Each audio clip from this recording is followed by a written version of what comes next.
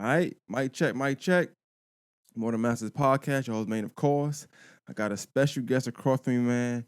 I got, before I even say his name, I got Comedian of the Year, Comedian Cedric in the building. How you doing, man? Man, what's going on, man? I'm just happy to be here, bro. How Happy you to be been, man? here. How does it feel? You know what, man? Honestly, I was like, at first I was like, I win, I win. If I don't, I don't. But yeah, I had like a little moment, man. You know what I'm saying? I was like, I had that hot tear in my right eye. And it was kind of an emotional moment, man. I mean, just to be appreciated, it was a good feeling. And shout out to J. Paul, who put the IHAs together. Shout out Definitely. to everybody that voted. They had a nice turnout, nominees. He had honorees there too that he honored for different things, man. So it was just a great moment for the city. I was just happy to be a part of it, man. Yeah, definitely. I want to piggyback on that. Shout out to Jay Paul, man. Like he's in the podcast earlier this year, and I felt like a lot of people was like, "Who's that? Who's that?" I told him he's so much behind the scenes sometimes that Mm-hmm. he don't be seen. I like to see that he's doing interviews now. He's getting his just due.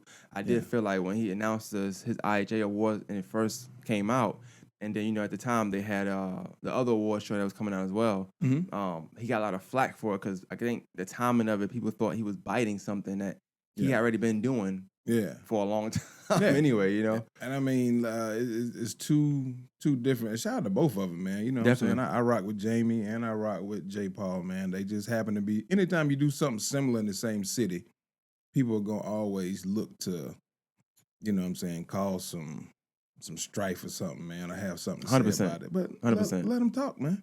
100%. They're gonna have something to talk about regardless. Whether they talking about you or they talking about something else. Definitely, man. So, hey. As it pertains to you though, one thing I will say, like I'll watch. That's one thing I'm an observant person. I observe all the time. So you'll notice when I'm talking to you today, you're gonna be like, damn, he watched me. He remember that? Yeah, I remember everything.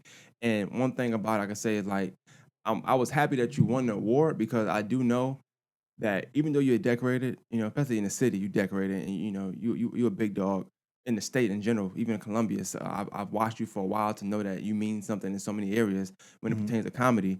I do know that getting acknowledged, it does help because it makes you feel like, okay, well, I ain't doing it for nothing. Oh yeah. People Yeah, know it that, does. Yeah. And one thing I like about you that I want to say is that some people, when they at a stature that you're at, they feel like they're too good to say, hey, vote for me. They feel like they're too good to say, hey, I want to win this. Oh, yeah. I want to win this. Oh yeah. And you've been vocal about it. Not just this year, but you voted about last year. I want to win last year. I want to win. Yeah, put me on. Yeah. You know what I'm saying? I'm in there because you want to be appreciated for what you do. You know what I mean? And then because I go hard, man. I still work a regular job and slang these jokes on the weekend, and constantly doing shows. You know what I'm saying? On and off stages and stuff. And it's a lot of work and a lot of time that goes into it, and I take it very seriously. So you definitely want to be recognized for your hard work, you know what I mean, and be appreciated. Because we always say like we don't care or we ain't watching, but on the low, we always care and we always watch. So, yeah, man, I just any love I get, I appreciate it, man. But I don't let anything deter me or stop me for what I'm doing either. At the same time, if I don't get it, hey, we're gonna keep going. If I do get it, thank the people that helped me get it. I appreciate it. But this train ain't gonna stop. Definitely, man. I want to talk to you about just your upcoming. Before I get into that, though, I want to talk the current state. How you feel the current state of comedy right now, as it pertains to the city of Augusta, as it pertains to Columbia, because I know that's just like close right across the area. Yeah. Just the state of comedy. Like, what's your take on that right now?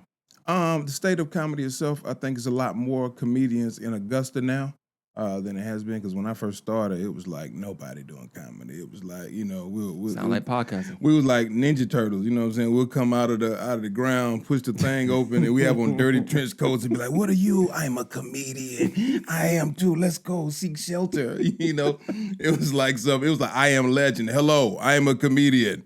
I can provide shelter. It was nobody really doing it Right. in the city on a major level. You had a couple people that was doing it, but as soon as they start, they'll leave or whatever. It was like no comedy scene going on. So now we have a lot more comedians in the city, young, old, black, white, otherwise. So I think it's a really good time for comedy as a whole in Augusta. And the comedy game changed. It changed drastically, man, with the advent of internet, podcasting, skits, videos, things like that. Stage comedians are more so like the dinosaurs. I was gonna Yeah. use that word too. I was like, and Yeah, that's and yeah. it sucks. You know how Yeah. hey, you know how disrespectful it is to call somebody a dinosaur. Yeah, and it's really that's what it's like. Cause I had a bunch of the OGs that brought me up. When this video stuff started, they was angry. Oh man, you seen that man? They just booking him.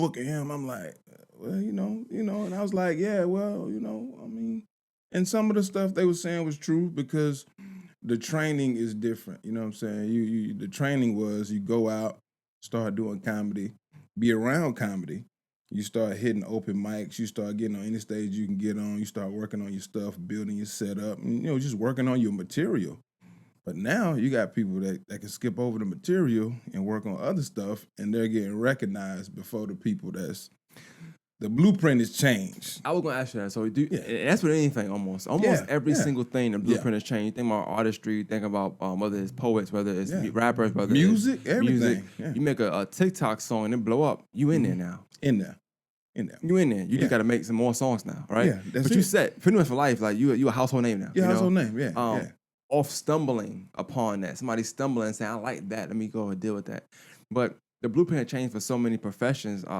When you talk about artistry and just art in general, do you think that's a pro or a con? And what are your thoughts on the process though? Like, how is that for the long run when you think about the process, what it takes to be a professional? Because back in the day, they tell us that as a professional, it takes you doing something for 7 years. That was the whole thing. You do it 7 years, you're a professional. Yeah.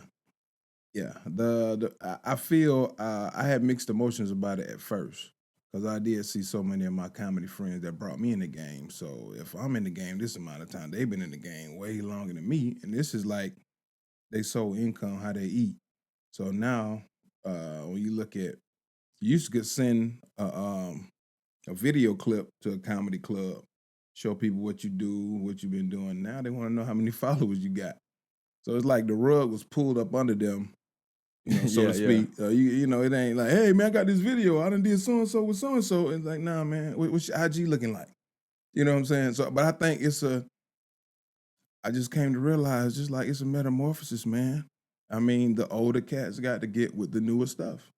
That's just the way the world is, man. And I'm glad that we started there instead of like I normally start, because I'm curious how you feel about this, right? Because you have, even in the city, we got young, talented people in the city, right? And their mindset is like what you just said, like my IG, I got to get that in order because then I can go to these people and get this money or whatever it can be, right?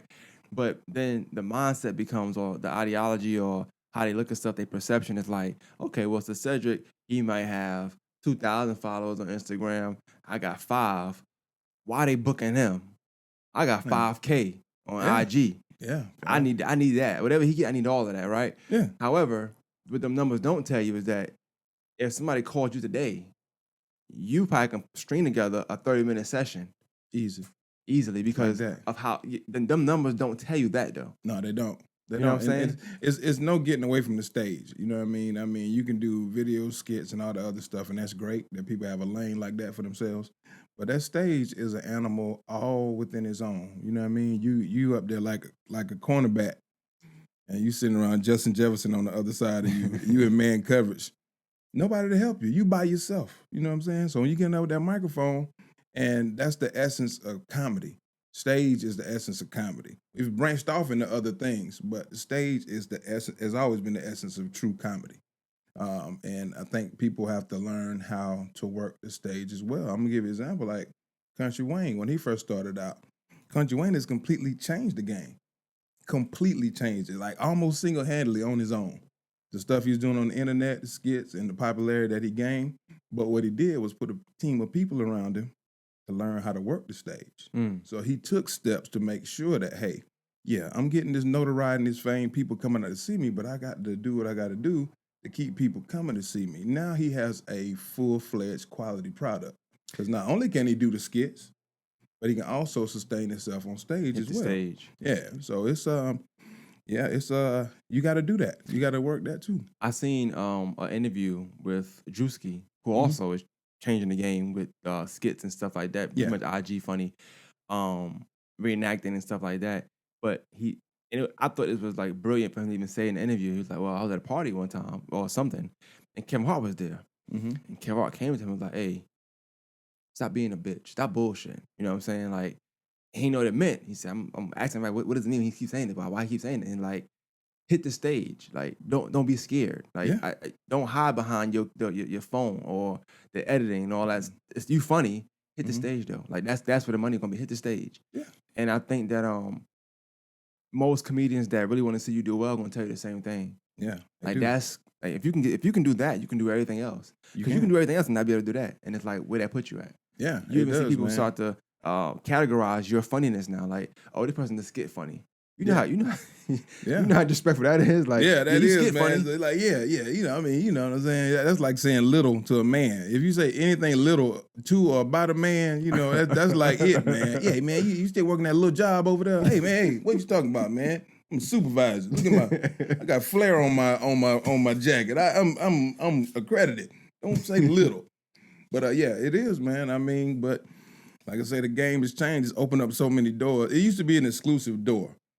You had to be a certain level of funny and be able to do it for a certain amount of time to get the type of respect in the comedy game. But now it's not like that because a person will look at a 30-second video before they sit through a 30-minute set of live comedy. It's just so much accessible. It's so easy to go like this and just watch somebody. Okay. And when you watch them, like I said, they've edited, done all the stuff to it. It looks great. It's wonderful. But then when you come to the show, and there's been a lot of internet comedians that have gone on tours and gone out live and have not done well because they didn't work on the stage part of it. So, I mean, the game has changed. I acknowledge that. But yeah, it's no way getting around that stage. Stage, you got to put in that time. It's just like when you play your favorite video game, Madden come out every year. You don't just log on and get on there and just start whooping ass. You got to play it. You got to go through the tutorials. You got to learn what happened this year, what they changed in the animation. You know what I'm saying? You got to learn all that stuff. You know, your brother played D1 basketball. You don't get to play D1 basketball saying you ain't gonna train. I ain't gonna train. Yeah. I just show up for the games. And that's what you got a lot of cats doing. They skipping out on the training, but they want to be in the game. The stage is the game. So that's what they're doing. Talk about that process though. You just said something good then, right? That process of the training. Mhm. It's not always just necessarily even getting booked for a show No, per it's se. not. It's the open mics. It's the Yeah. it's. We was talking to EJ and he had he got a little upset when he didn't get nominated for something. Then he realized he went out the window and it was wrong how he did it. But that was cool. He's a funny guy. That's a funny man right there. He went in on him, man. And but we talked and me and Slim were trying to explain to him like we get what you're saying, but and I've been doing this for EJ for a little minute because he's a little younger comedian and he's of the mindset with the social media like look at my following what I got and I said and that's all that's cool, but it has to align with these other things as well. Yeah. Now I do know I've seen him on the stage and he's funny and stuff. He admits that he can work on some things. He can tweak that. He can tweak this. And what I was telling him was like, you can throw your own show, do your own open mic. And I think sometimes people of that cloth wants to come away from the open mic. Like I get that, but I want to get in the game. Mhm. But you can't just jump in the game. Yeah. You gotta kind of take these steps to get in there. Oh yeah. I told him even Chris Rock, Dave Chappelle, Oh yeah. those guys to this day still To do this open day, mics. man, it's funny, man. I did a show at the Wormhole in Savannah. I filled in for another guy headline down there. They said Dave Chappelle just popped in, walked in one night, and got on stage. Didn't get no money, didn't get paid, wasn't on no flyer, didn't put nothing out there, tell nobody he was in town. He just came in, just rocked out. When Eddie Murphy was getting ready to go back on tour, he started popping up at different places just to get stage time. You know what I mean? It's like you gotta have that to get better at the stage because the stage is a beast. It's different. And I want to also throw in this, right? That happens. Let's just say, for instance, it's some hole in the wall club. You like, I'm gonna go ahead and jump on this week. I want to get some time. I want to see if I can make these people laugh, whatever, right? Mhm. Let's say you do that. You ain't thinking you're above it. You ain't thinking it's beneath you. Just doing it for the culture, however you want to do it for, whatever we saying these days, right? Mhm. And training, whatever. And let's say that's the night. So happened that Dave Chappelle or Chris Rock or Eddie Murphy is in it. Like, you do know what that can do for you, all because you decided you wanted to do X, Y, Z Mm-hmm. for the betterment of you. They saw you and said, "Yo, why don't you come with me?" You just never know. I'm not saying that's gonna No, you happen, don't. but you Yeah. just never know. You never Yeah. know who in the crowd. You never know who's there, who in the crowd Never know. that you're entertaining. Like, this is a funny guy. Yeah. Those, I think, when you look at the open mics and stuff like that, yes, it's for you. But like I said, you never know who in the crowd. You don't know what relationship Mm. you can form at the end of that night if you Sure just do what you can. got to do. Somebody's always looking for somebody to perform somewhere. You might think it's just 2 or 3, 5 people in there, but one of those 5 people might be having a wedding soon. Mm-hmm. One of those 5 people might be having a family reunion. One of them 5 people might know somebody that's looking for a comedian for another event. And I've gotten several gigs off of stuff like that. Just showing up, just rocking out, you know what I'm saying? Different open mic situations. Hey man, you funny, man. What, are you free on this day? Yes, I am. How about that? You know? But if you don't put yourself out there, and that's part of the process in the game too, because that's what, I was taught when I first started, man. Hit as many stages as you can. You got to work on your stuff to perfect it. I don't care if you have to tell the same joke a million times. Would that be a con? Like, I know we asked for the pro or con. We didn't really we talked about it, and I don't know I don't know what's the right answer, because there's no wrong or right answer. But It's not. the con part of it is that what you learned for your blueprint and the blueprint of what was up until about 2015, 2016 Mm-hmm. isn't per se the blueprint no more, because you can get to a certain stature without that. Yeah. But let's just say, how many people are really going to get there without that kind of blueprint in them, or at least that inside of them saying, I can hit the stage, I can do this, I can do that. And like I said, I always think of big name because everybody want to get to them levels. Denzel Washington, he goes and do Broadway. This is Denzel Washington. You think he got a if he want a role, he gonna get it. That's it. But he's still gonna do it to polish himself. That's right. What you make anybody else you seen the different? veneers? Did you see the veneers tell on you. this dude, man? This dude, you could tell this dude got hundreds of millions. He'll tell you, I've made hundreds of millions of dollars, okay? That's what I've done, all right? Yeah. He goes and gives back there. Come on, Denzel on Broadway? Are you serious? Denzel box office legend on Broadway? Is that in the blueprint? Is that in the blueprint also? Like, every funny comedian I feel like can mimic Denzel. Like, you have to do it. Like, you know what? You have to do Denzel. He's one of the major voices in American literature, film, however you want to do it, okay? Right? Yeah, that's right. And I play a bad guy too, my nigga. That's funny. This paper is 90% bullshit, but it entertains me. Entertain me with your bullshit, go. Yeah. Look, man, I want to get into you. I wanted to have that discussion first, because you never know how long somebody going to watch this, especially in the beginning. You say you comedian, yeah, let me turn this off. So I'm going to make sure I got that part of the way first, right? Gotcha. So I want to talk about just your upbringing, as far as who you are, what got you into comedy, the type of kid you were. And I feel like I've asked this question before, but I'm asking them again. Yeah, that's cool. Yeah. So talk about that. Are you from here? Are you born and raised here? Well, I'm not born and raised here. My family's from a small town called Pelham, Georgia. My dad moved us here when he was in the military. I had a good 2-parent home. You know what I'm saying? It was like an 8 mile. You know what I'm saying? Clarence parents had a real good marriage. My parents still together today. Great people. I had a very strict religious upbringing.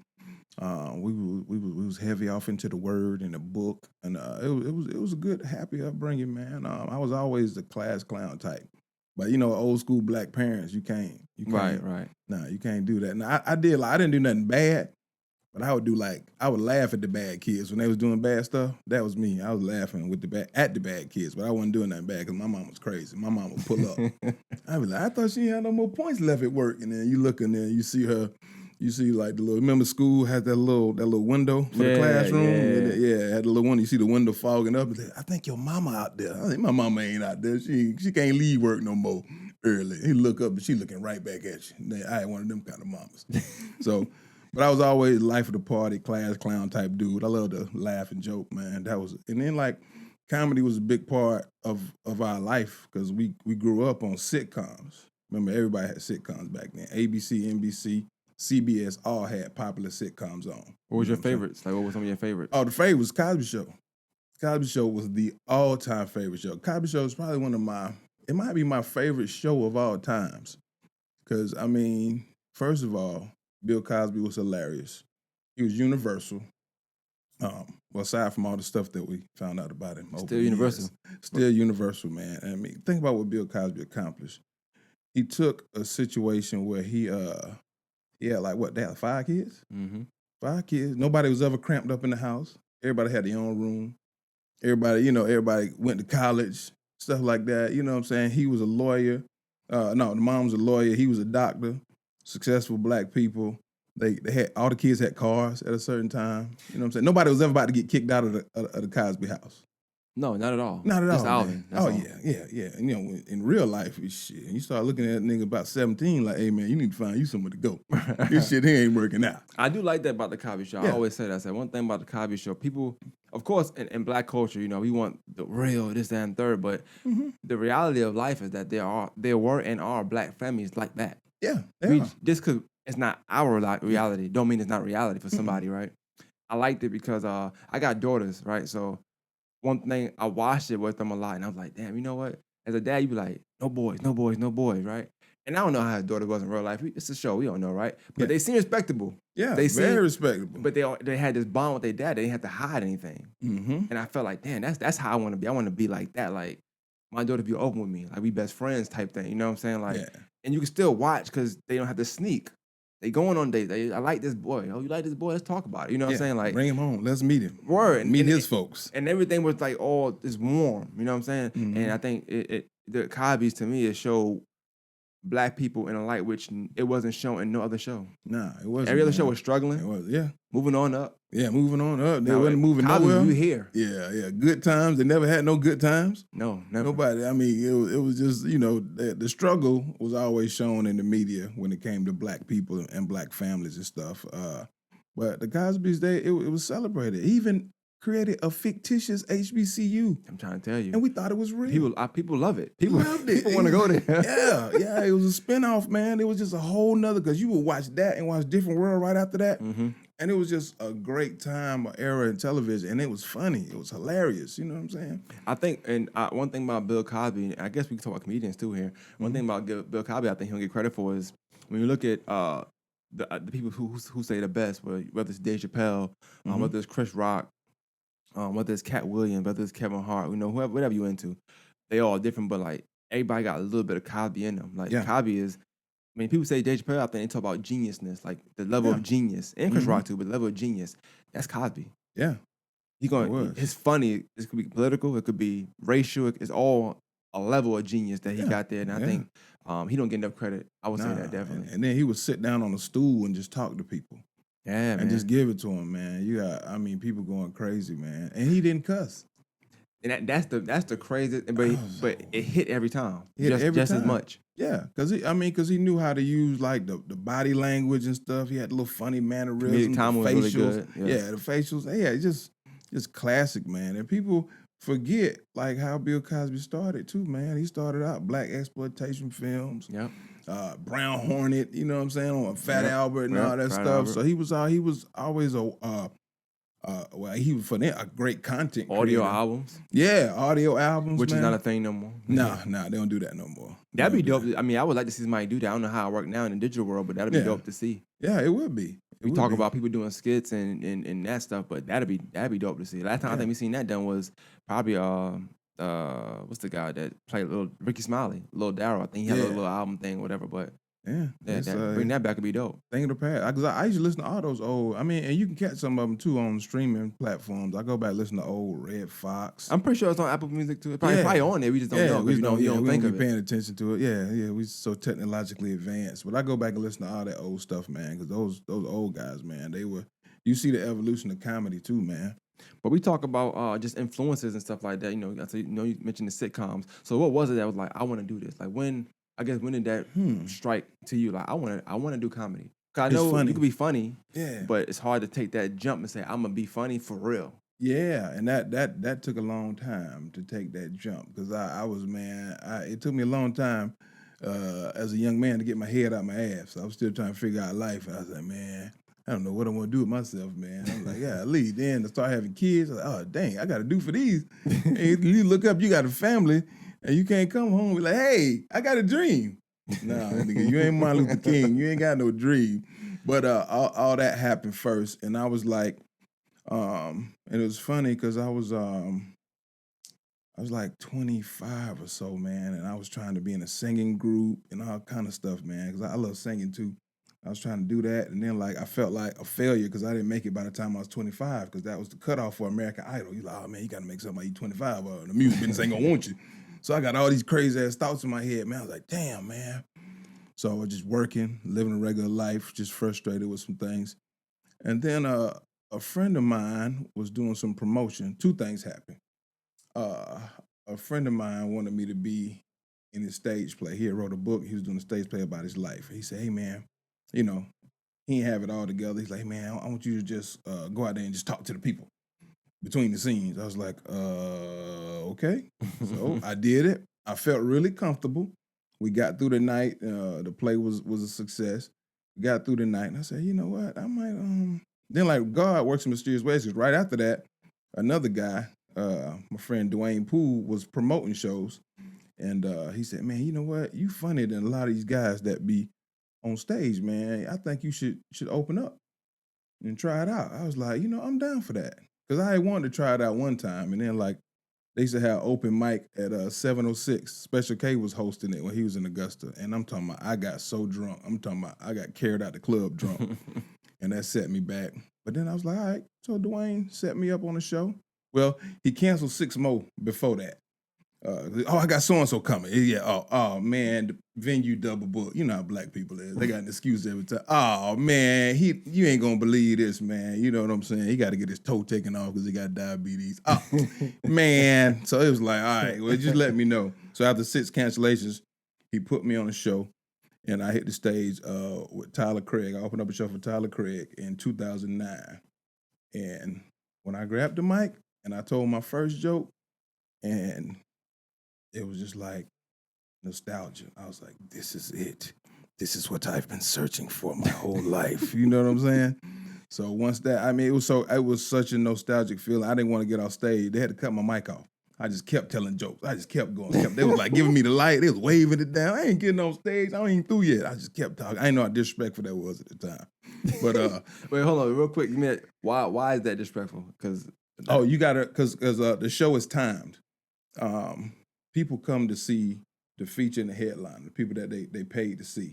If you get an opportunity to do that, 2 things about comedy: you don't steal jokes, and you respect the light. When it's your time to come off, you come off. You know what I'm saying? If you're doing a guest spot, they give you 3 to 5 minutes. Once they give you the light, wrap up, you come off. Gotcha. If you the feature act and you doing your 25, 30 minutes, once they light you, it's time to come off because everything is timed. I asked that question also because I wonder if we talk about this new age versus the old age, and dinosaurs versus the new blueprint. How will they get that information? How will somebody new get that information if they're not following that blueprint that was set for comedians already? That's a good Because question. you found out that night, I'm pretty sure. Oh yeah, I found out. You tell you that get night. the F off. Why are you still on here? Get your ass over here. But yeah, in comedy, when you learn in the comedy game, stage comedy, you have to be around comedy. You have to go to opportunities to perform, to get on stage. You go to shows to see how other people are doing it. It's just part of the process, man. You just got to go and you got to soak it up. Because like I throw my show every month. I invite every comedian in the city to my show. I say, y'all ain't got to pay. Just come be around it. That enhances the experience, man, because you'll see how people are doing it at another level. So that's what you want to aspire to, because you get if you sit around and you sit around with the same comedians on the same level, you're not gonna get better. Got you. But when you see people who are better, because sometimes when I see some comedians too, and I've been in the game a long time, I'm like, God, I need to go home and start writing, man. That dude, that was, whew. And you want them to have that feeling too, to just kickstart something in them so they'll start writing or feel good about it. Just being around comedy, you have to take it all in, man. I know you mentioned your first time, but like talk about the first time, if it ever happened. Have you ever bombed on stage? You forgot something or got booed? Like, no, I never got booed. you really funny, huh? Yeah, I'm funny for real. I never got booed. I don't know if I bombed, but it's been times I haven't done as well as I could have for different reasons. And that's when you have to go back, be real with yourself. If you got video, look back at the video, see where you went wrong, where you could have did better, analyze yourself. But I've had some very questionable experiences, Yes. Did you know Eddie Long had a church in Augusta? No. I didn't know that. I found out because I told the Eddie Long joke in the Eddie Long church in Augusta. Oh, and they told Yeah. you that night, like, hey, this is. Oh yeah. They told me immediately. Everybody just stopped. We had been laughing the whole while, and I was like, yeah, hey, yeah. Well, I tell you what, they surely doing Eddie Long, ain't they doing Eddie Long wrong? Well, I tell you what, and then I noticed it was a quiet. Everybody came up. I said, I ain't saying nothing bad, Pastor. I just said, I just don't think those three boys should have got $26 million for being gay. I don't think. I know gay people. They don't get no money like that. You know. And then nobody laughed. Everybody look up. And this one old dude said, hey, this New Birth Augusta. I said, oh, hell. and the funny thing about it was, man, the pastor, he took me in the back, and him and Eddie Long was like that. They did everything together. It was like his right hand man. Then he said the one thing that your little act was funny. Your little act. I was like, oh. And I said, yeah. So I went back and apologized to him, man. But I had no idea he had a church in Augusta. I want to talk about that real quick. I'm sorry to cut that part off, but like I know you said you had to apologize. How are you with that? Like and what comedians have it's no safe space no more, I guess. No. Well, on some things it's not. But see, I was newer then. I wouldn't do it now. I wouldn't apologize now. Because first of all, I know who I am. I know my intention, and like I said, I didn't violate. I didn't cuss. I didn't know. Because I stood by what I said. You shouldn't get 26. But see, the situation, it had just happened. They had just kicked the money out, and the people in the church was having mixed emotions. It was fresh. Ooh, it was fresh. It was fresh. The peroxide hadn't made it white yet. It was still bleeding. So that on that part, I probably at this point in my career, and I don't want to ever be offensive to people. You know what I mean? But at this point, I wouldn't apologize. That's probably what I wouldn't go back and do. Just because nothing's off limits. It's comedy, okay? But I think now people are starting to box comedians up in these parameters of stuff that you can't say anymore. And even if you look at like Kings of Comedy, and you look through it, there's a lot of stuff on there now you cannot say no more. And I'm like, to me, it's all still comedy. It's all funny, and it's all relative. But now certain groups you can't talk about, you can't say. I still don't know what anti-Semitic is. I can't get a good definition of it.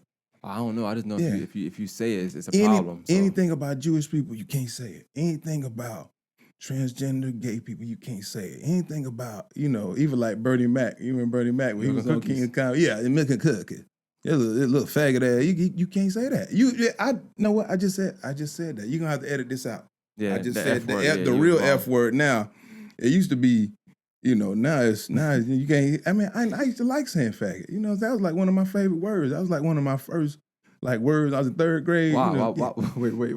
I don't know. I used to like saying that word. Because that word was funny to me, man. Faggot. That's hilarious. I would just say it. Call everybody faggot. Faggot. No, you can't say that no more.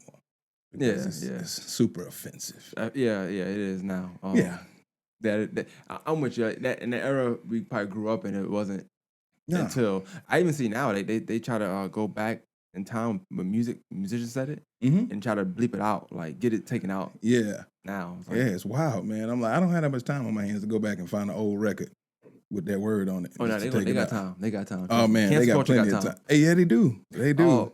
Comedy though. You mentioned what comedy is. What is comedy to you? What does it mean? What is it to you? Like comedy is an art form. It's an expression, man. It's us talking about things that are relevant to us to make us laugh.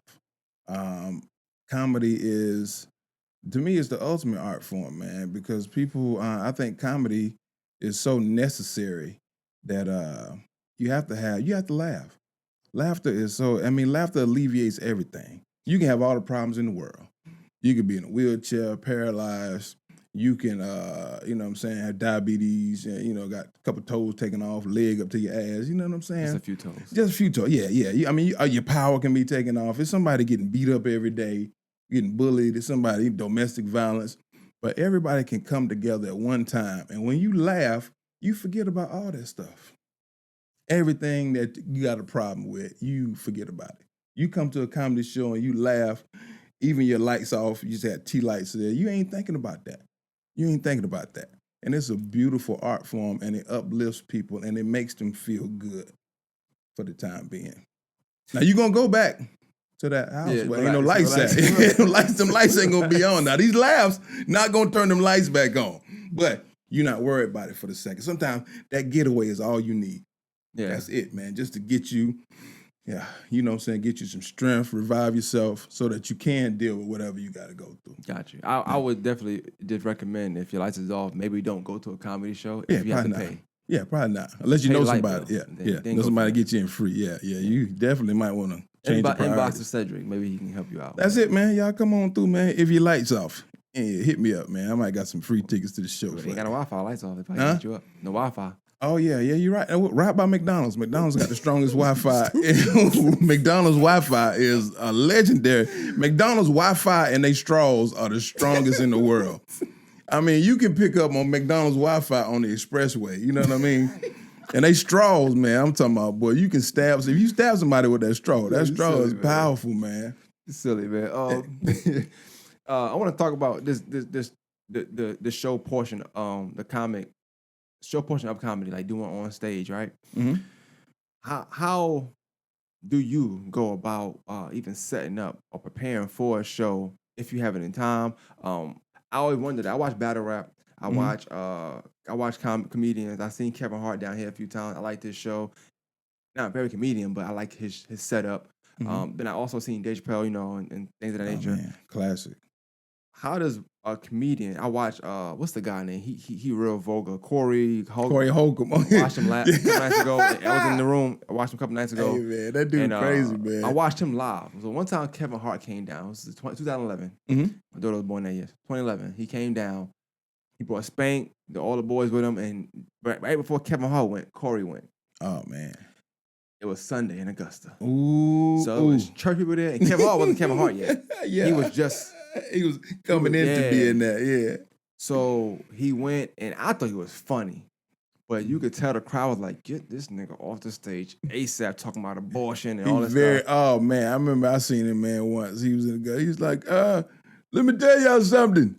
This the part of the show. We're going to talk about abortions, side bitches, and all other kind of shit. So if that's not what you want to hear, you might want to get out of here. He said, I went to them bitches at, I went to, what do you say, what's the female college? Spelman? Yeah, I went to Spelman to the show. And I said, them bitches in Magic City said, y'all need to get your money up, okay? And that's how he started out his show, man. And it was like, oh my goodness. But, I mean, the creative process, the mindset to take somebody through something that they're not expecting. Shock value in comedy is big too, but that's something you completely not expecting nobody to say. Right. And then for him to say it so proudly and to make it funny, I love Corey Holcomb, man. He's hilarious. I asked the question because I do our podcast. So right now we paint a picture. So I'm painting a picture of who I look at as a veteran comedian, especially in the cities in general. And we're talking about the new comedian, our old comedy, just you, your life, and we making pictures of comedian through your story right now. Yeah. But when you go on that stage, you have to paint your own picture of this is what funny is gonna look like when you attach my name to it on this stage. Oh yeah. So what is the process you have with going in? How do you determine what joke to say next? What material to start off with? What's the middle? What's the ending? Like, give me that. Oh, that process. Okay, the process is, first of all, it's got to be funny to me. I got to think it's funny. I can't convince you that it's funny if I don't think it's funny. It's got to be something, the things that's easiest for us to talk about. Because when you first start out comedy, you write all these elaborate jokes and you writing all this stuff that you ain't never seen or done before, trying to create something. But you're really getting comfortable every time you hit the stage, every time you tell jokes. Comfortable enough to tell your own story. When you think about your favorite comedians, they talking about stuff that's close to them, happened to them, or they've been around, somebody told them. That's when you think about the ones that stick out to you the most. Okay, so when I come into a situation, I try to read the room first. I see what the demographic is. Do we have older people in there? If we got older grown people in there, I can talk about contrast, the stuff that they came up, how the world was when they came up. Mm-hmm. Very easy. I use a lot of music jokes. So I could talk about the music they listened to back then. If it's a young crowd, I can talk about the distortion between, I don't understand y'all music. I don't understand what, because when we had music, we did it this way. Y'all do it and do it this way. And then I go into impersonations of different musical artists that they might know or listen to. You know what I'm saying? Future, NBA Youngboy, Baby, Lil Baby, all these people. They can relate to it. I find something that's going to be relatable to people and that's funny to them. You know what I'm saying? Because see, all I'm doing is I'm taking my twist and putting it on something that we both familiar with. You know, you got a working class people. Everybody got somebody at their job they don't like. I'm gonna talk about that person you don't like. It's always somebody that talk too much, somebody you don't like, somebody you can't stand to see coming, people like that. Like me personally, I'm not a morning person. I work with somebody that's a morning person. And it makes me sick to my stomach that she just goddamn happy in the morning. Everybody can relate to something like that. Right. So you get a wide plethora of those things, man, and you just create. And you talk about what's in front of the people. You may say something about the venue. You may say something about the lighting. You may say something about the decorations. You may say something about, because once you say something about something that's in front of them, the crowd is calm. They say, oh, we can trust him for the rest of the set because he didn't write that. Yeah. He came in here. He came up with that. So now they're comfortable with you. Your first couple minutes, you just breaking the ice. So when you break the ice and get the barriers down, because if they don't know you, you know what I'm saying? They don't know what to expect.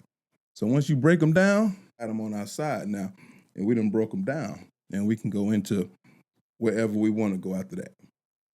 So I guess sometimes you don't necessarily have to write or anything for a particular gig. You just kind of go in and you're going to get the feel of it too.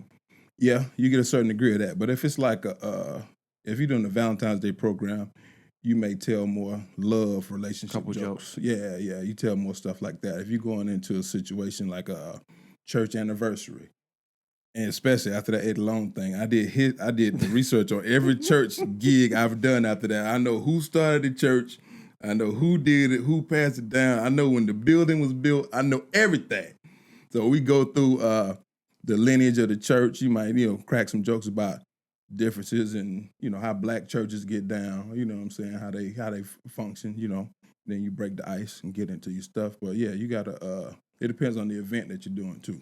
What about because I talked with EJ about this, and this is something he kind of was struggling with, I guess. What about the booking of whether it's getting booked? You kind of OG now, so I know you actually book people sometimes. You might throw a little comedy, not little. I'm sorry, I don't want. Yeah, he did. It too brute. Let me say, maybe not link little with open mics. I was thinking about that at the time, and it probably what he meant when I said it, right? But you might throw an open mic event or just an event. Yeah. And you mentioned sometimes like the guy canceled about 6 times. Yeah. Do you have that problem as well? Like you want a comedian on, then you like I overbooked or I underbooked or. Oh no. Anytime what the shows I've been fortunate to put together. Well, I started my first show I ever put together was at a place called Hotel Aiken, and I had no clue what I was doing. That taught me like how to book comedians, how to get the price points together and all this stuff. Because what you want to do is hopefully, unless you got bag like that, you don't want to use your money. You want to, ticket sales kind of finance everything. Right. So I learned through that venture that how to put together a show. But now when I put together a show, I got a line. I do a show once a month at Icons, man. I hit my headliners up. I let them know what they're gonna be getting. I let my features know what they're gonna be getting. They're gonna take up the bulk of the time. Headliner's gonna do 40, 45 minutes. Feature gonna do 25, maybe 30 minutes sometimes. Let me stop you real quick. Mm-hmm. What is this show called, and when can they find that a month?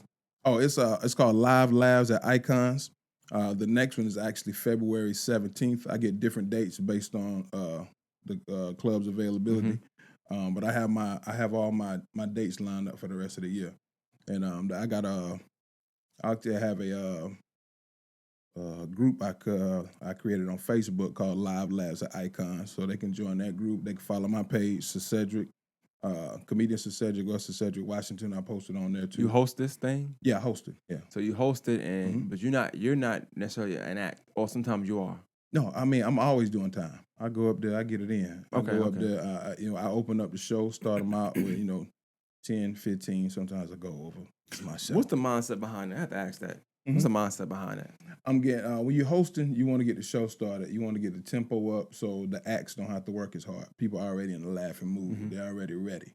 You know what I mean? You want to warm it up, get everything straight. And then between the acts, you come up, do a little bit, and then you bring the next act up. A little bit, bring the next act These up. comedians get paid? Are they paying? Like, let me ask that question. That's Yeah. The headliner and the feature are getting paid. Okay, got you. But you can also come and just jump on the mic if you want to or no. I offer an opportunity for the local comics to get a guest spot. Okay. Guest spot is when you come in and just get some stage time. You know what I'm saying? That's when you come in and get, So you do have that? Yeah, I do. I do want to make sure, because when I put this out, I want to make sure that's a known thing. Any Yeah, comedians coming up in the city. Yeah, it's a group chat with all these Augusta comedians in it. Every month, I take a head count of who's coming to the show, and I also ask who wants to get stage time. Okay. And a lot of them have taken it up. I think all of them have come at one point and seen the show, and some come more consistently than others. And if the guest spot, I ask them every time. Like I think last month was the first time we didn't have a guest spot in a while. And nobody stepped up to get one. But you have features in the headline. Yeah, features and headliners every show. Okay, so I'm asking this question to kind of I want to put a clip out of this just in itself. Okay. So if somebody just thinks they're funny, right? They on social media, they may make statuses, which is different, but make statuses that's funny. They want to jump into that world. Would this be a good opportunity for them to hey? Yeah, go ahead and jump on. We got a pretty consistent, good grown folks crowd comes out, and then if you're local and you're not because when people are trying to get on, that you have to do a lot of traveling too. Because if it ain't nothing going on in the area, that's when you got to go to the Columbias, the Atlantas, the Charlotte, travel and do different stuff. But have you ever had a local? Whether it's, I hate saying local. Yeah. Can I say independent? It sounds better, right? There you go. It's the same thing, though, right? You ever had an independent comedian headline or be a feature on this show you do every month? Yeah, it's a guy by the name of Kurt Green. He headlined. He's actually been on Comic View back in the day. Okay. He's been all over the country doing his thing. He's from here. Yeah, he's right here in Augusta, Georgia. I'm glad you said that because we also we all are privy to this, like having an eye for only what you see in the city. So I've never heard that name before. I'm gonna look it up now. Yeah. I found out he's from here, but because he's not doing things here, out of sight of mind. Yeah, see what I'm saying? Yeah. I understand that. Yeah, Kurt's a real good brother, man. Okay. Kurt Green, start with a K, K-U-R-T, Green. I've had a couple of my friends from Columbia have come down. They've done guest spots and features. My man T Link's been on the show. I got Michael Garrick. He's going to be on the show in a couple months. But every month you got lined up already. You got lined up for the rest of the year. What I don't got the lineups all for all of them, but I got the dates. Okay. I got the dates. Got you. Okay. And also EJ Mack is another comedian that's been working really hard. He's taken several guest spots. He's come to the show several times. So I just try to give. I want to give Augusta comedians an opportunity I didn't have when I started, because the people that was raising me, all of them was from Atlanta. Gotcha. There wasn't nobody, to take me around. You know what I'm saying? I had to spend gas money to go where they was at. So, yeah, man, if I got something going right here in the city. You bring up a good point, and I want to just kind of touch on this a little bit. Like, what, if any, challenges do you think that it is when you're trying to do that within the city? Because we all know it's a small city mindset sometimes here. Sometimes it's a what's the word I'm looking for? People feel entitled to certain things. It may be hard to deal with that sometimes because here you are trying to give a platform. Like, I'm giving y'all this. But somebody might feel entitled for something else. Like, you might be like, hey, I got a guest spot, such and such. And that person might say, a guest spot? I need to be headlining. What's up with the headline? You know what I'm saying? And I'm pretty sure you might could feel that energy sometimes. Like, oh, okay, he thinks or she thinks she's funnier than what they need to be, or just more ahead. They're getting ahead of themselves, right? How challenging can that be when you're trying to do something for the city, a lot of times when Yeah. you're dealing with people just with this small city mindset. What I Sometimes. did, man, I took the personal aspect out of it because at one point, I did take it personal. I was like, what? That man, what the fuck? That's your first Look at your mindset. face when you Yeah, said the fuck. But you know what I'm saying? I understand people are trying to come up, they're trying to do their thing, and confidence is really big in comedy. I get that. But what I do at that point is I back off and I let the game teach them. The game is gonna teach them way lot faster than I can, man. I'm gonna tell you a hilarious story, man. I met a brother out in when I was doing a show in Aiken, right?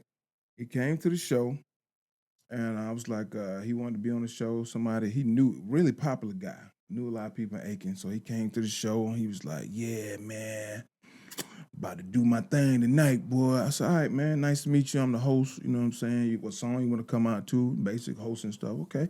Yeah, man. He was like, yeah, man, the Comedy House, they called me up trying to book me, man. Wanted me to come do open mic, man. I told them, suck my dick.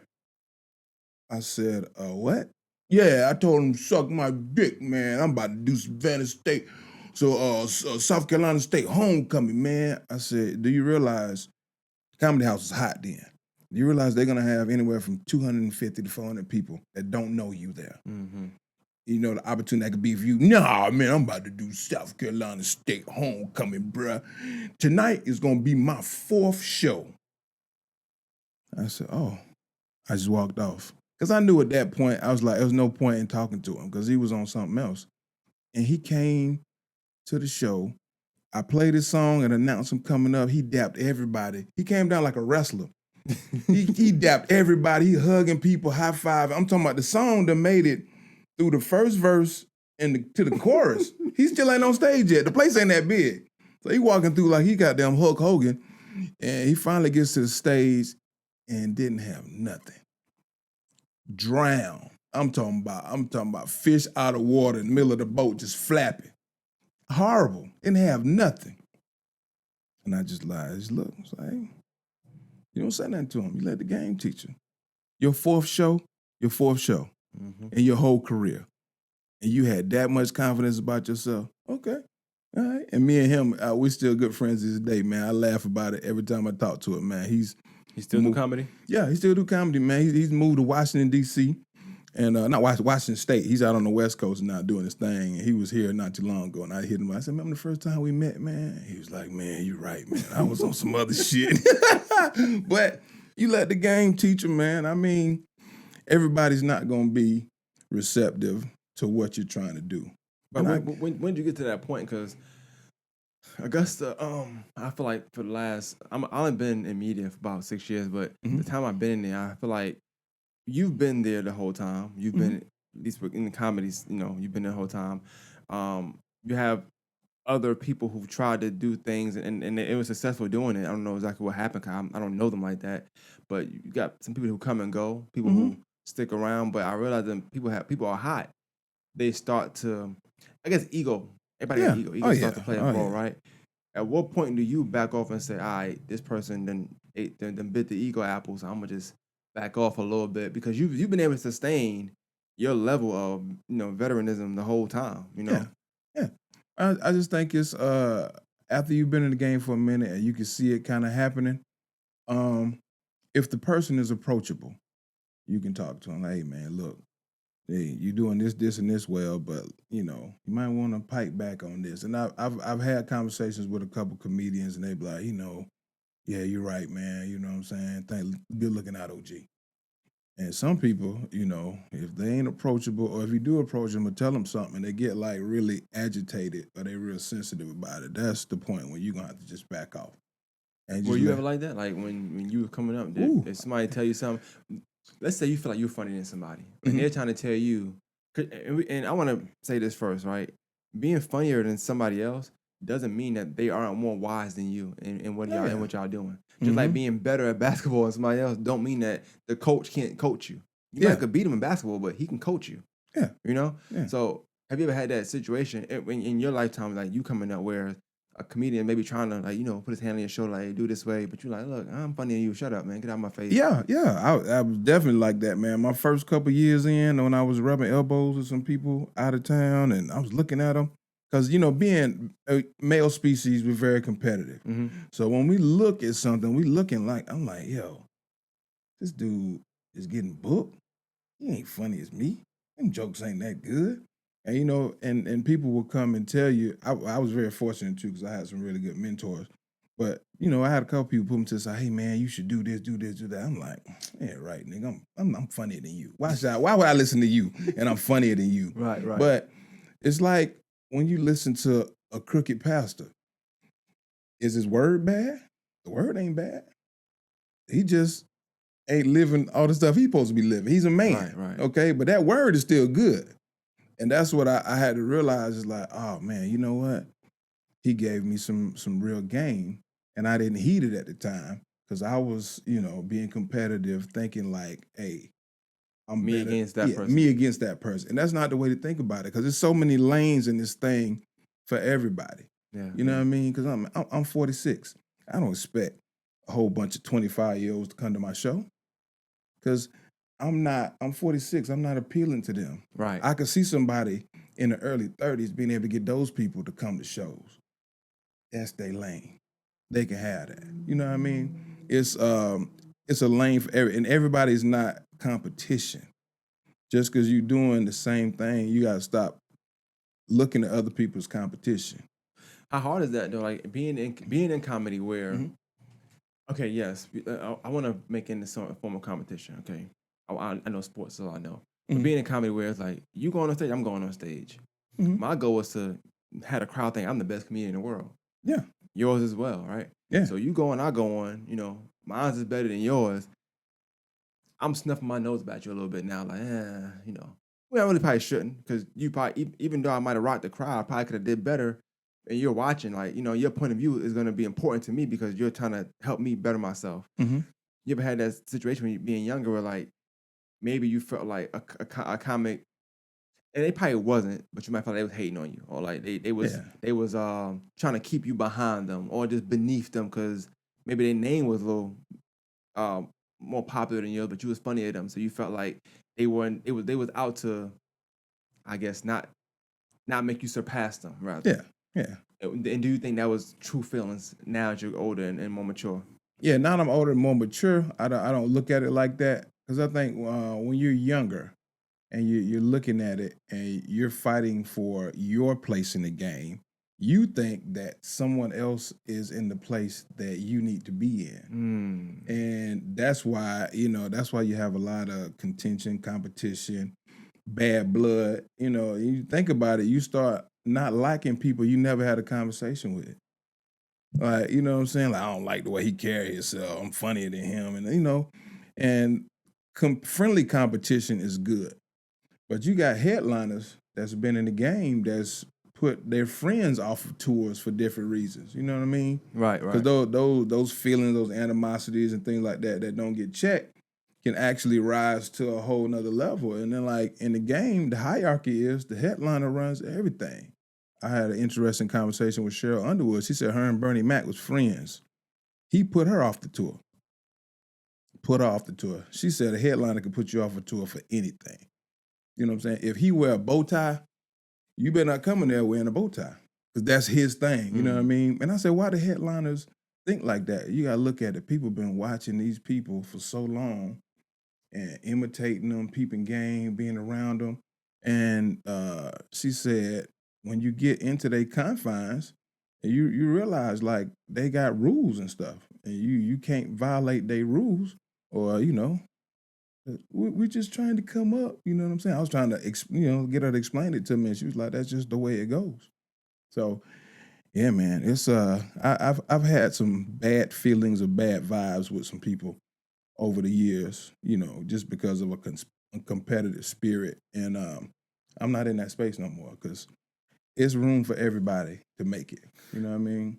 Do you feel like you being an OG in the comedy scene at this point, or is it a way for you to get this information out to the younger comedian because they might go through the same things you're going through, Yeah. and they may feel like let's just say it's you. It could be like you might be giving them game. They might feel like, nah, man, he a hater. He always he just Yeah.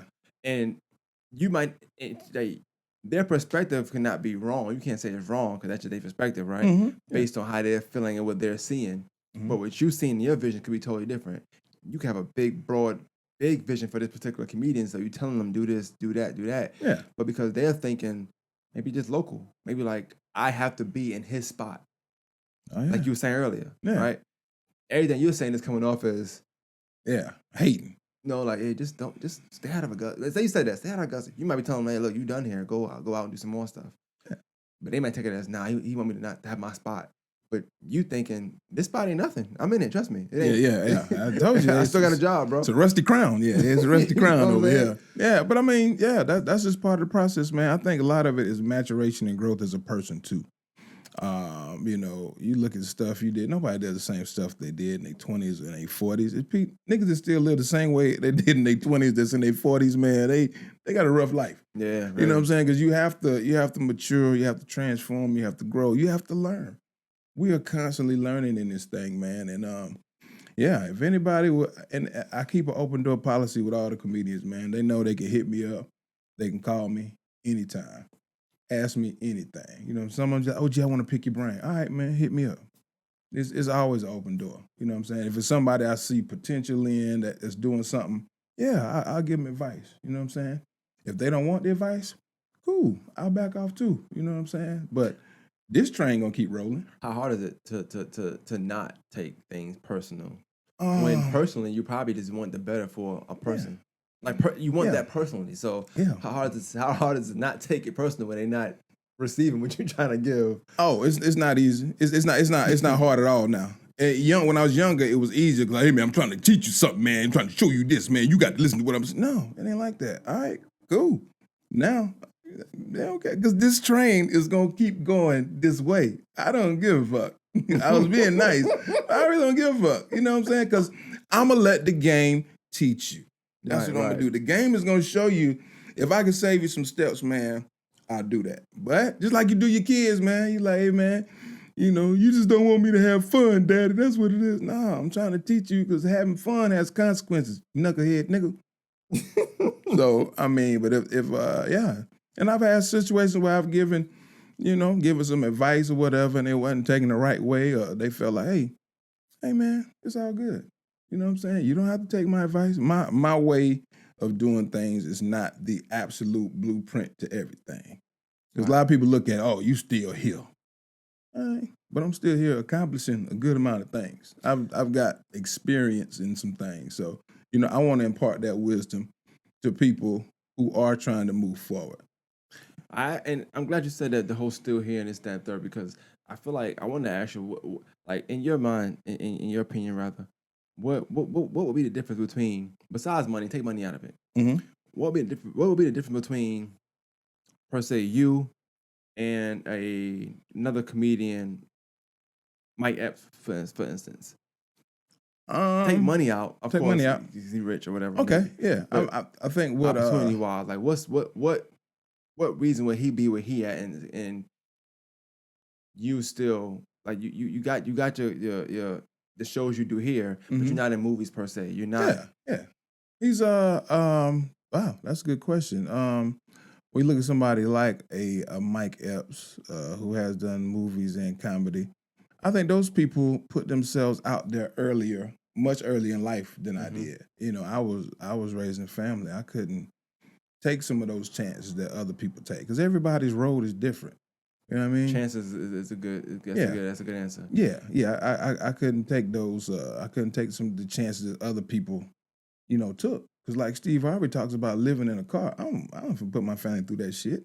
Nah, hell no. You crazy as hell. Yeah, I lived in a car. No, I'm not gonna do that. No, for nobody. I don't give a fuck. Nah, I don't want to live in no goddamn car. Hell no. Go give me a job. Yeah. I'm gonna work this job, get this money, do the best I can. But everybody's road to fame or success is different. And you Well, got like success is always different to Yeah. everybody too. it is. What success It is. to one person may not be success to Cedric. It may not be. It may not be. And if you look at somebody like a Samuel Jackson who started his career in his 40s, you know what I mean? Yeah. It's always a way for somebody to make it. You should have to keep going, sustain, and you have to stay active and do something. You know what I mean? Maybe you can take a risk and go out to some of the bigger places, LA, Hollywood, Atlanta, some of those places, and you can take those chances. See, I didn't take those chances. I asked that question not because it's important to know, Mhm. but I wanted to make that distinction that all that successful or unsuccessful comedian stuff is subjective based on how It you're is. looking at it, right? It is. And we like to name the Mike Epps, the Kevin Hart, Richard Pryor, these top comedians, Mhm. but it's so So much many so much more. more comedians you can name that we don't talk about because they're not in the limelight for one, or Mhm. they actually really do work for real, Yeah. and they do comedian, they do comedy on the side or whatever, Mhm. and we just know them because they're funny and naturally talented. Yeah. But for whatever reason, them too aren't where the Richard Pryor or the Bill Cosby that Oh they yeah. hadn't got there yet. But sometimes it's about that chance. Mhm. Everybody not willing. I know I'm not willing to not work for a certain amount of time. If you told me, Oh yeah. hey, you can't make money, you can't work for 6 months, I ain't gonna make it then. I'm gonna keep it unless you can really get. You have to really be able to guarantee me that. Like, Yeah. but you Yeah. don't know that. You And don't that's know the that. chance we're Yeah, talking about. that's That's the all the chance we're chance. talking about. Yeah. And anybody, people got real lives. People. Yeah. I don't know the other comedians, right? But I hate to say that, it's funny, but people really have sex out here in real life, right? So they have Oh, yeah. kids after that. Yeah, they you do. know? Yeah. And Oh, then yeah. families get formed after that, and they got responsibilities. Yeah. I can't just live in the car. Daddy, what you doing? No. Oh, I'm in the car, baby. You know, today In we the in car. Minnesota. Yeah. No, I ain't got time for that. Hold on, let me cut the car on. My battery about to die. Hold on, let me cut the car on and plug the phone Hey, up. You imagine can't- that in the 70s, Nah, 80s. We talking man. about payphone and stuff. Come on, I ain't got time. Nah, man. The story That's is not- cool. It sounds good, Yeah. And sometimes it's a little fluff in that story, Oh, of course, Once they man. made it, You throw a gotta little be able to fluff in sell there. the books, man. Got You to, gotta man. sell the books, man. I Got mean, to. because I listen to a lot of Steve Harvey stuff, and he has a lot of motivational things, and and he has. If you get a chance to, I encourage people to listen to it, man. He has a lot of great advice that he gives, but I ain't living no goddamn car, Steve. I also feel I'm with you on that. I also feel like though, I feel like uh motivational, like being motivational is Mhm. all subjective too, because you could be the most motivational person you want to be Mhm. starting tomorrow till Friday, right? Depending on how somebody views you, that's going to determine exactly how motivational is going to be to them. Yeah. So if Kevin Hart said the same thing you said, you could have said it way better. The timing could have been perfect. Yeah. His reel gonna be the better reel. It's gonna be the It's better gonna be reel. more attention. That's right, It's gonna 'cause be he's- more. Kevin Hart told me this. He I got told you because too. he got the track record behind him, and you look and you see all the success, and you like, And yeah, that's what it like to them. yeah. Success to them is rich, Mm-hmm. but they don't know all the work that he probably put behind the scenes. Yeah, Like, they there's don't, a lot of work man. being put in. And Kevin Hart, man, he worked hard, man. How- He still works hard. How?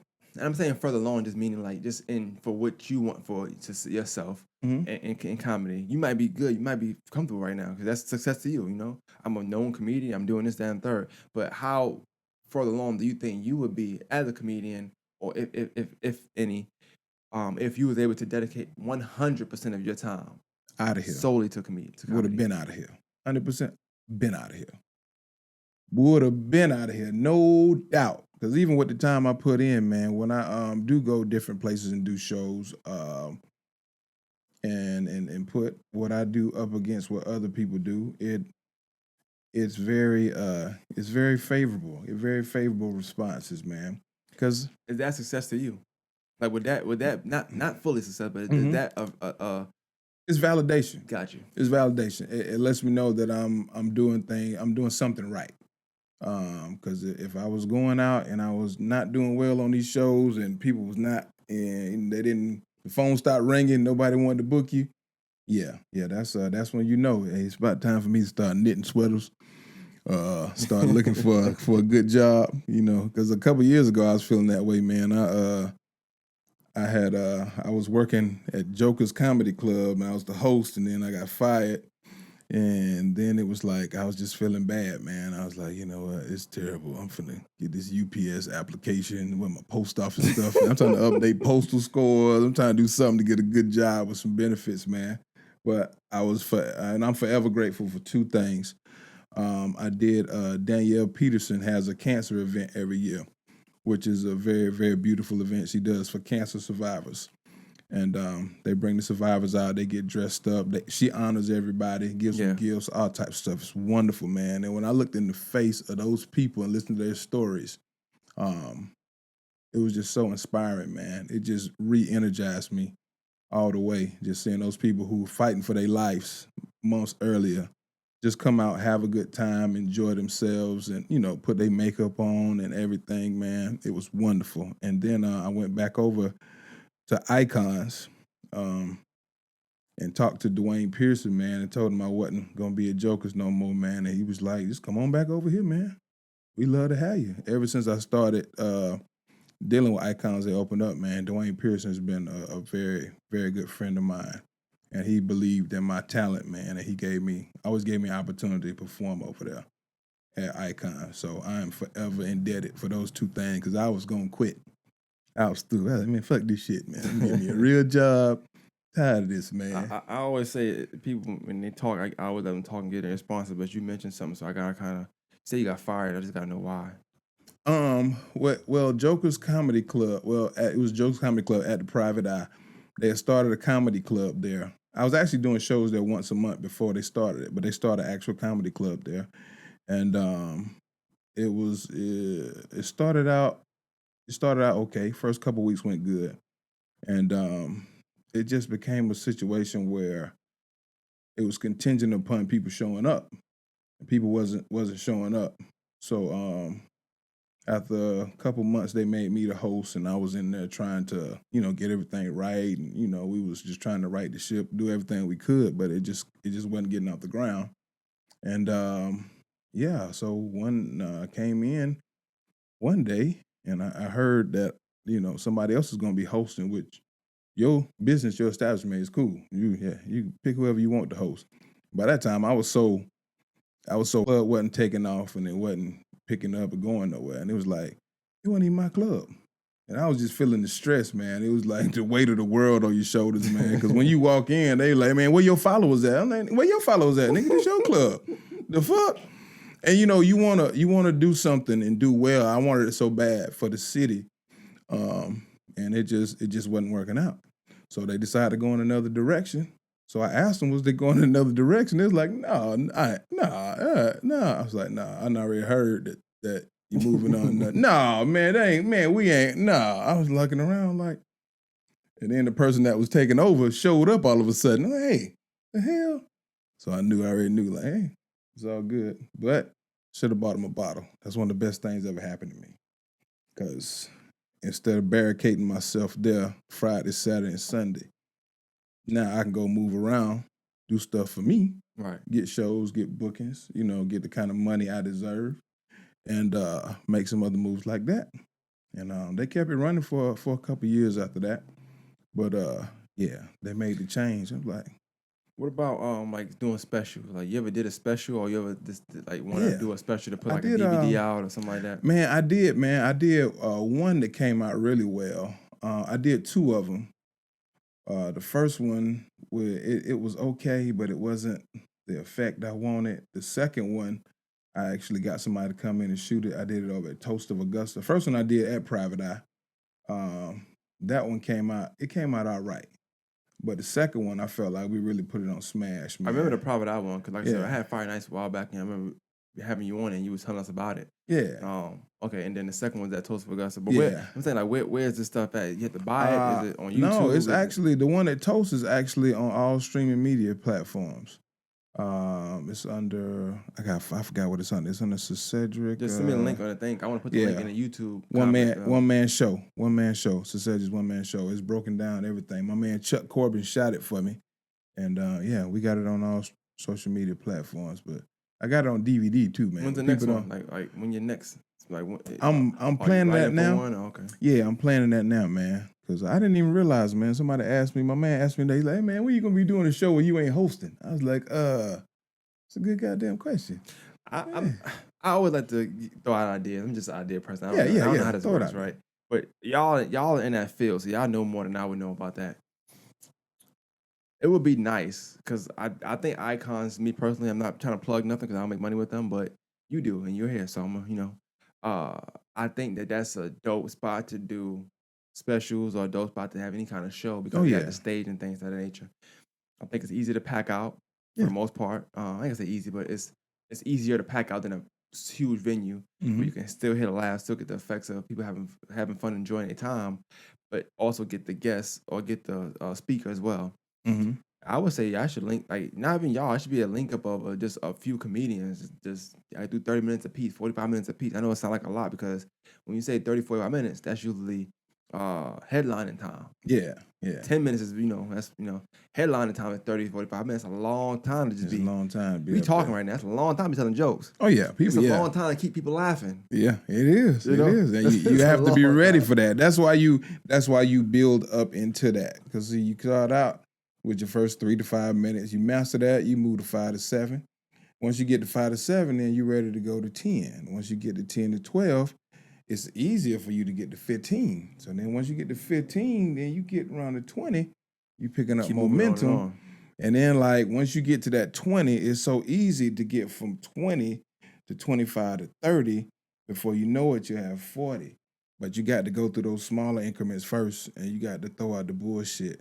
That's why you got to work on it, because you got to get rid of the bullshit and the stuff that don't work. And You made a good point just now with the time because also you have to. I would assume when you're talking and you are practicing, you're timing people laughing as well. mm-hmm. So you'll be stopping. So Yeah. you're not just going for 45 minutes telling a joke. Yeah. No, you stopping. Yeah. You might be doing something. Your mannerisms, you walking, you drinking something. You got props on stage. Yeah. The timing of the joke. How long Yeah. you going to wait. Transitions, all that stuff goes into it. But Sound like a lot. I ain't gonna lie. Yeah, it sounds like it, man. But like I say, once you get to that point where you're comfortable with about 15 minutes of material, everything else takes off. Everything else takes off. But you got to build all that stuff up, man. It's part of the process. It's part of the training. But just to end of it, I was gonna say was that Mhm. was I would like for it to be, and they ain't gotta be independent people here. It could be whoever, but Mhm. just a plethora of people. And I feel like we got so many videographers around here in the city. Oh, we do. Had them come through, like, yo, I want y'all We to do. come through. We gonna get together. We want to shoot this and do that. And it could whether it be each comedian got to do their own little thing with their own videographer or whatever. That's fine too. That'd be dope too. Yeah. It's a competition. Who gonna have the best Best video. best video version of Yeah. the comedy, you got somebody like Slim, he'll be in a second. Like Slim, you do two angles, one in the crowd, one on you. Yeah. He edit together, link it up. You got a little, right? Yeah. Hey, We did I got it my again. vocabulary, man. Got another one. You got a huge, Yeah. you got a huge special Yeah. that you can shop or you can keep on yourself. Like, I know we talk about this new era, but imagine that, like, you just won an award. You just won the Comedian of the Year award. Yeah. Somebody see you out, I like you, You should better say, oh, you like me? I got this special in the trunk. It's $10. What's up? You want to cop it? You know what I'm saying? Yeah, yeah. See, that's one of the things that got did away with too, man. People really don't do the DVD stuff Hey, like put these online. too, man. Hey, cash at me. That's easy. Oh That's yeah, easy right there. that is very easy. Cash at me. That I'll is send it very to you. easy. Cash Yeah, at me. I'll bring it to you. yeah. But everything is about subscribers now. You know what I'm saying? You put it on the Definitely. social media platforms. But yeah, I'm definitely thinking of some ways to get it out because there's a lot of stuff I want to do. What high school you went to? Huh? What high school you went to? Hepzibah, baby, Rebels. Yeah, a lot of more stuff sound like Hepzibah. It's all good. Keep going. Oh, Nah, I'm playing, man. playing. Yo, y'all went to Butler? You went to Butler? I went to a few high schools, yeah. You went to few? Oh, you was on tour. I went on tour. Oh, okay. Ain't nothing wrong with I that, went man. to 3 high schools, yeah. I went on tour. Oh, okay. I understand. Yeah, if you went on tour back then, you was either because of sports or you was in trouble. I don't know. Okay. I'll plead the fifth. There you go. I got it. Yes, Okay. that's right. You never interview the interviewer. There That you is go. how Plead it the goes, fifth. man.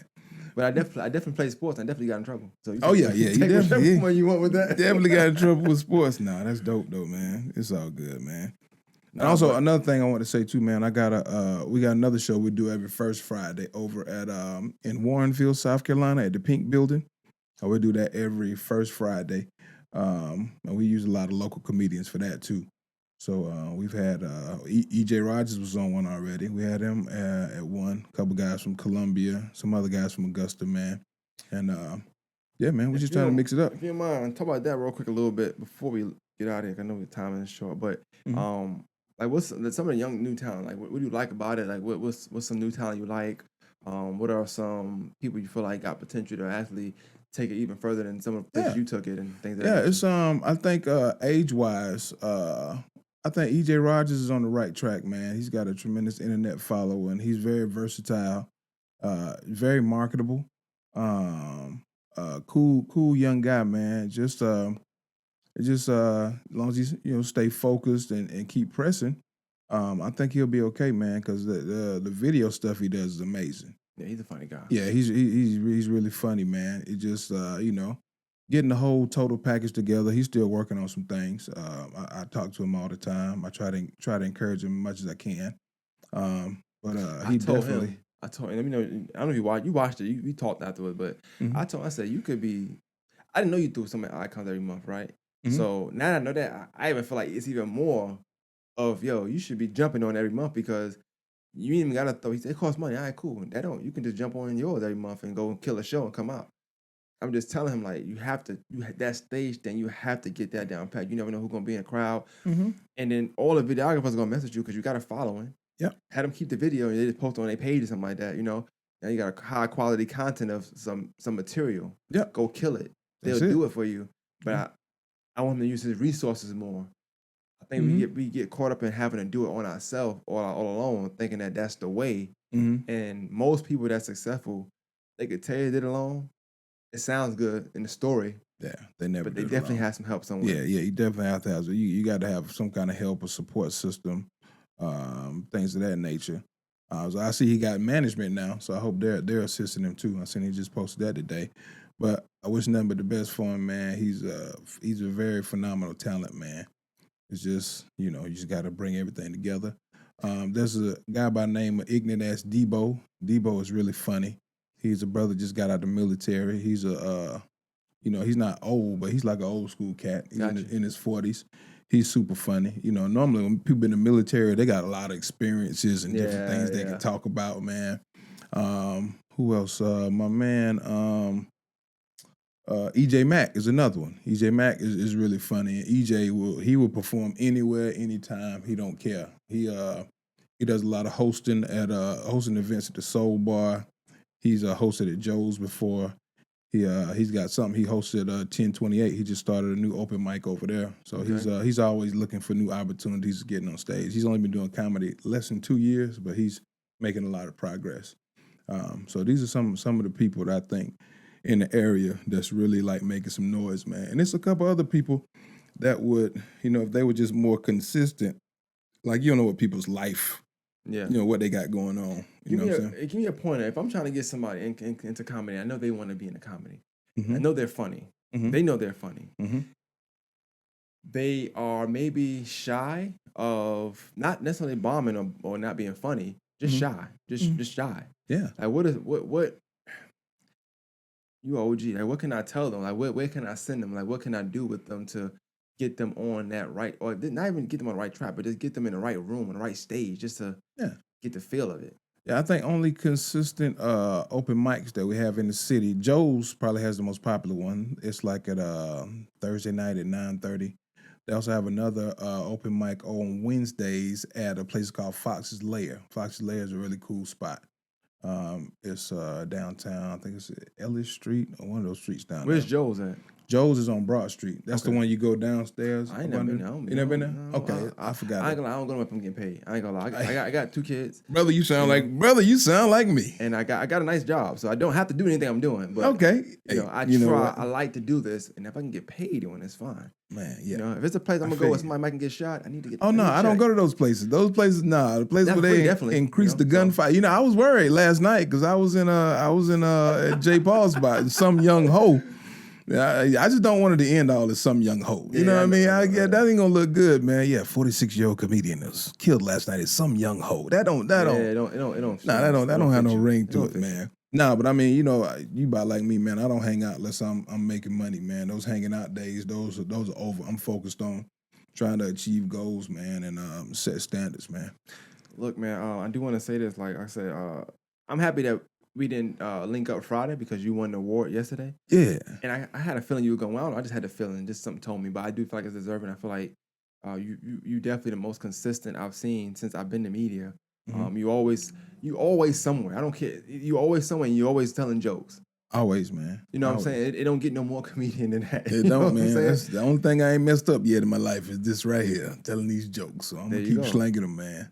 And I just wonder, like, what's next for you? What you got, like, next, whether it's coming up, whether it's in the works.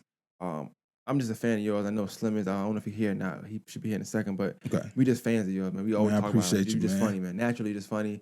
Funny in real life. Funny scripted. Funny in sitcoms. Funny on stage. Funny in skits. Yeah. You funny all around. So Yeah. I don't think there's no blueprint for you that you just can't follow. You're just funny. So I appreciate it, man. Yeah, I got my show here. I do Icons once a month. I do a show in Pooler, Georgia, outside of Savannah once a month.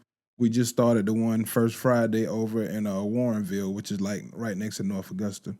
And this year, man, I want to get back in. I haven't done any acting stuff in a minute, man. I want to get back into some more acting stuff. yeah, I and- seen you acting on VPN. Yeah. You do a good job. You do a Yeah. good job acting too. And shout out to Carlton, man, because Carlton, man, he's the first person to cast me in something where I ain't like being funny. You know, Yeah, Carlton yeah, had more me. serious. Yeah. I was. Y'all need to check out Brotherhood, Devious. man. Brotherhood. Yeah. I tell you, he had me on some gangster shit, boy. I felt like it was like I got my ghost on, man. I felt like Ghost and Tommy. I was doing some really corrupt stuff. It was great. I loved it. Every minute of it was wonderful. But yeah, he's doing big things too. And I just want to get into more of the acting, and eventually I want to make an R&B album. You know. That's Yeah, you just- said you sung, and I kind of glanced over that because you didn't win Singer of the Year. So I was like, no point talking about that, right? Yeah, that's cool, man. We'll take it. But you sing for real. Yeah, like for real. Yeah. I used to go in, man. That used to be my thing. I really Was you I like on started- the corner singing, like trying to woo girls? Like, No, it wasn't on the corner. Like I Boyz II Men, was like- trying to woo him. Now I got him on the. I tried to woo him on the cordless phone back in the day. I definitely did that. Yeah, what I you was sing? definitely. What you Huh? sing? What Oh, song? you know, we was on that Boys to Men, Jodeci back then, Shy. We was on all that stuff there. Oh, Drew Hill boy. came out. I was jumping up too. Tell me, I was doing all that stuff, man. That's how we did it back. Cause see, back then you could sing to. You know, that was a way to. You know what I'm saying? Dudes used to sing back Yeah, then. yeah. Now, dudes don't sing no more. Everybody on auto tunes. Everybody doing these old offbeat notes and stuff, and we just taking it. That's bad. When Drake, one of the best singers in the game, and he a rapper. Yeah, he really only singing like that. It just sounds good. I'm like, golly, Just man. very melodic. It's terrible, man. We got to bring the old niggas back. And where Tank Tyrese them at, man? We got to look for them, man. They adapted. They doing challenges, man, on IG and TikTok. That's what they be doing all the man. time. They don't make songs anymore. Yeah. They just sing songs they sung in the back in the day. And That's it's a new it, challenge man. now. Oh, man, that's Please it, don't man. go challenge. That's it. Oh, okay. Tevin Campbell, the Tevin Campbell challenge. Y'all done brought Tevin Campbell back. Tevin Campbell popped back up and went on tour with somebody, man. Well, you know, it's cool to be gay now. So Man, yeah, it's cool. You're right, man. You're right. You can make that announcement now, and it's no And problem. also, I'm going on tour. That's it. I'm But going hey, on but tour. I'm gay. I'm gay as hell. We already knew that, man. I know, right? Like, Yeah, like when Ricky Martin came out, we was like, "Come on, Ricky. We already knew you was gay." I man. said again. Stop it, man. That's what I said. I'm like, you know, what's going on? But yeah, we can't say anything. We don't want this show to get canceled. We Nah, love shout out to everybody that's gay, man. Yeah, And that's straight, you know. LBGTQXYBCF. All right, now. They had another letter to it, man. I'm like, God, come on, man. We just stop it, man. Oh, Stop. boy. It's a trip, man. But that's the last question now. I don't know how you like. I've always known you. You haven't had on most times, whatever, but I've seen you without a hat, whatever. Yeah. When did you decide to go bald? I want to ask that Okay. question. I never had a person on here that I could just really ask that question. Okay. See, what happened was I had this nice afro at one point, right? And it was beautiful, and I loved it. I think God took it away from me because I loved it so much. I mean, I would go to the barbershop, get it trimmed up like every week, every 2 weeks. I had like this fat back Philly fade. It was beautiful. And then like I got Indian in my family, so I got good hair. So it was really nice. It was really, it was great. So I noticed one day when I was picking it out with the afro pick that, you know, all this was full, but the middle started billowing out a little bit, like it wasn't as high. And like you could see it if you was behind me, if you was like 6'5", 6'6". But you know, it started to thin out right there. I said, oh damn. So I said, you know, I'm about to get this afro thing up. So I went back to the low cut, and then like front tape line started moving back too. So at that point, we had a decision to make. You What know age I'm was saying? this? Huh? He said we had this. Yeah. It was probably about 30, 35, 36. Yeah, Okay. 30, about 36. So the tape line in the front was moving back. Then the bald spot in the middle was getting stronger, and it was moving forward. And I didn't want that Dr. Phil or that Uncle Phil or George Jefferson look, man. So I said, I'm just gonna take the razor to it, man. Took it all off. What was that first day like walking the streets? It took a little getting used to it first, because like I like really love my hair. It was a traumatic experience. I should have got counseling, but I didn't. You know what I'm saying? It was like, damn, then I got used to it over time, man. But it hurt me, man, because it hurt me now sometimes. I look up and I see all these people walking around with like my best friend, man. He got like this old nappy ass hair. He got a full tape line. Old bastard. He older than me. He got a full tape line. He got his shit all twisted up like the kids Beijing now. Back in the time when you made this decision, or No, not the way they got it now. Now Beijing, you come in there bald headed now. They'll put a whole tape line on. You have a whole goddamn haircut with parts in it now. But and I didn't want to get into that, man, because then now I got to fuck up all my pillowcases. Yeah. When that stuff come out, I sweat at night. We don't know what kind of effect that's gonna have, man. I didn't want to come up with no half a head of hair. It done came off overnight. I don't want to deceive people, man. I just went on here, went Jordan, man. And, I miss it sometimes. Hey, I hate that you really brought that up, man. It's all good, man. I just want to reminisce on good times, you know what I'm saying? Yeah, man. Okay, but look, man, it's worth it, man. With all that stress that you lost the hair, all that stuff, and you got the awards you needed, you know what I'm saying? You got the jokes, you funny. You got the Ali Greatest shirt on. Yeah, Black History Month, shout out to you. I sure wish I had that hair, though. That hair was real nice. Well, I'm going to ask, because, mine's a little thing out, so I ain't going to say hold you. Mine's thin out. I'm like, hey, I don't know. Now, it's funny, though. The funny thing about it is seeing the brothers just holding on. So you know what I do now? I try to grow my hair a little bit, right? Because you don't see it as much if it grow out. Yeah. But then I realized the round be a lot, and then the back, I'm like, all right, now. But I don't have my tape line yet. So when I lose that, then I'll make a decision. Yeah. When you lose the tape line, you definitely got it. Just invest in hacks. Yeah, man. You can it creep back a little bit. You be okay. But then you notice, like when he started cutting, because remember he started by your eyebrows at first when he was first. Man. Now when he starting out like by your ears, on top of your ears, then it's time. I think anytime they start taking too long in your tape line, they doing work. They doing surgery now. It's like you gotta make a decision. So and then he keep looking. He stopped talking. That's how you know when the barber is confused. When he stopped talking to you, and they'll tell, man, nigga, you seen the game, man? Shit, man, that boy missed that 3, man. I thought we was gonna have him. I had $50 on that game, man. He been talking the whole time, but then when he stopped talking, yeah, man, that.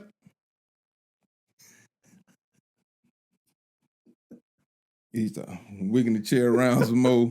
You go in back. The same position, right? Yeah, you in the same position. You like wiggle it back some more. Yeah, they be trying to ask some questions. Hey, man, what you? Not right now. Yeah, it's all good, man. Shout out to bald head niggas that go to the barbershop still, man. Yeah, shout out to y'all, man. Go to fellowship, man. It's a beautiful thing. Oh boy, hey, look, man, this was dope, man. I appreciate talking to you, man. I appreciate much brother. Success this year. You too, man. You too, brother. I like everything I see you do, so I want you to do it and do it more. I'm gonna try to talk to some videographers. I want to see some specials. So I want to see y'all. I think that'd be a dope thing too. Even if you could have somebody come to one of the shows, and you kind of link with a videographer where if they win something, I don't know, some kind of thing, and they get a special. You know what I'm saying? Like if you do this, you get a special. That'll help as well too. Yeah. When they come there, they get some material sent back to them. I think that have them more inclined to kill the stage and kill the show. Definitely, I agree, man. I agree. We definitely. I mean, I'm open to all of that, man. It's just the hardest thing around here is finding people that's willing to put the time and the work in. Oh, you gotta tell me. I already know. Yeah, so that's been the biggest thing, man. But this train is gonna keep moving. It ain't gonna stop, man. So, all right, man. This was dope, man. Another episode of Morning Masters Podcast. We out. Thank you very much, guys.